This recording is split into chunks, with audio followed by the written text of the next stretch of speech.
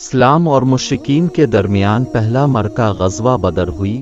رمضان المبارک 2 ہجری کو سرور دو عالم صلی اللہ علیہ وسلم غزوہ بدر کے لیے مدینہ منورہ سے روانہ ہوئے۔ مسلمانوں کے مجاہدین کی تعداد 313 تھی، جبکہ کفار مکہ کی فوج کی تعداد 1000 تھی۔ مسلمانوں کے سامان سواریوں کی قلت کی وجہ سے 2-2 آدمیوں کو ایک اونٹ پر سوار کر کے لے جایا گیا تھا، جس پر وہ باری باری سواری کرتے تھے۔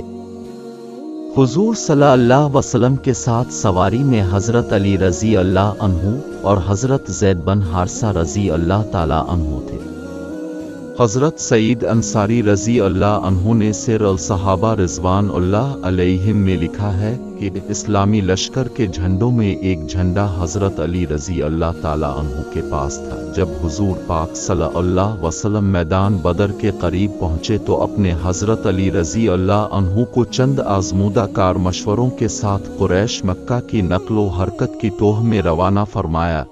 حضرت علی رضی اللہ تعالیٰ نے یہ خدمت بڑی عمدگی سے سرانجام دی۔ لڑائی شروع ہونے سے پہلے مشرکین کی صفوں سے 3 شخص اپنی تلواریں لہراتے ہوئے للکارتے ہوئے میدان میں نکلے اور مسلمانوں کو دعوت مبارزت دی تو لشکر اسلام سے 3 انصاری جانباز ان کے مقابلے کے لیے نکلے۔ قریشی جنگجو کو جب یہ معلوم ہوا کہ ان کے مقابلے کو نکلنے والے تینوں جانباز مدینہ کے انصاری ہیں، تو انہوں نے ان سے لڑنا اپنی توہین سمجھا اور بآواز بلند کیا کہ محمد، یہ لوگ ہمارے جوڑ کے نہیں ہیں، ہماری قوم اور قبیلے کے لوگوں کو ہمارے مقابلے پر بھیجو۔ اس پر حضرت صلی اللہ علیہ وسلم نے ان قریشی جنگجو کو ان کے مقابلے کے لیے حکم دیا۔ حضرت حمزہ بن عبد المطلب رضی اللہ تعالی عنہ 2، حضرت علی بن ابی طالب رضی اللہ تعالی عنہ 3، حضرت عبیدہ بن الحارث رضی اللہ تعالی عنہ ان مجاہدوں کو حکم دیا کہ جا اور ان کا مقابلہ کرو۔ حضرت پاک کا حکم پاتے یہ تینوں قریشی بہادر اپنے حریفوں کے مقابلے کے لیے جا کھڑے ہوئے۔ حضرت علی رضی اللہ تعالی عنہ نے اور حضرت حمزہ رضی اللہ تعالی عنہ نے آنا فانا ہی اپنے حریف کو خاک میں ملا دیا اور خون میں نہلا دیا۔ حضرت علی رضی اللہ تعالی عنہ کا مد مقابل عتبہ بن ابی ربیعہ تھا۔ حضرت حمزہ رضی اللہ تعالی عنہ کا مد مقابلہ شیبہ بن ابی ربیعہ، البتہ حضرت عبیدہ رضی اللہ عنہ کو ان کے حریف نے زخمی کر دیا۔ یہ دیکھ کر حضرت علی رضی اللہ عنہ اور حضرت حمزہ رضی اللہ عنہ فوراً حضرت عبیدہ بن الحارث رضی اللہ عنہ کو میدان جنگ سے زخمی حال میں اٹھا کر لے آئے۔ لڑائی شروع ہو گئی تو حضرت علی رضی اللہ عنہ کی تلوار دشمنوں کے لیے برق بے امان بن گئی اور اس نے ان کے خرمن بستی کو خاک میں ملا دیا۔ مشرکین کو عبرتناک شکست ہوئی، ان کے 70 آدمی مارے گئے اور 70 ہی گرفتار ہو گئے۔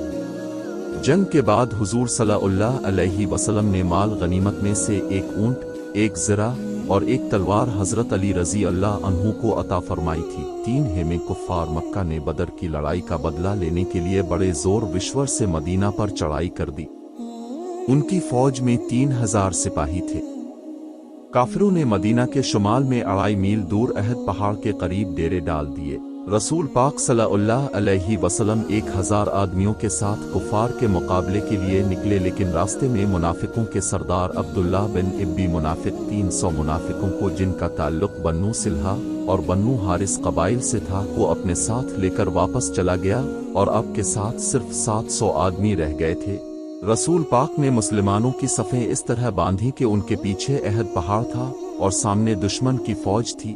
اس احد پہاڑ میں ایک درہ تھا۔ حضور پاک نے 50 دشمن تیر اندازوں کو اس درے میں کھڑا کر دیا تاکہ دشمن اس درے کے راستے پچھلی طرف سے حملہ نہ کر سکے۔ ان 13 ندازوں کو اپنے سختی سے ہدایت کر دی تھی کہ خواہ کچھ بھی ہو جائے تم اس درے سے مت ہٹنا۔ دونوں افواج ایک دوسرے کے مقابلے پر آئیں تو کافروں کا ایک بہادر طلحہ بن ابی طلحہ میدان میں نکلا اور بلند آواز سے کہا کہ کوئی ہے جو میرے مقابلے پر آئے۔ یہ سن کر حضرت علی رضی اللہ تعالی عنہ دوڑ کر اس کے مقابلے میں آئے اور تلوار کے ایک ہی وار میں اس کو ڈھیر کر دیا۔ اس موقع پر رسول پاک نے تکبیر کا نعرہ بلند کر کے اپنی خوشی ظاہر فرمائی۔ اس کے بعد طلحہ کے 2 بھائی اور 3 بیٹے ایک ایک کر کے میدان میں آئے، لیکن سب مسلمان بہادروں کے ہاتھ سے مارے گئے۔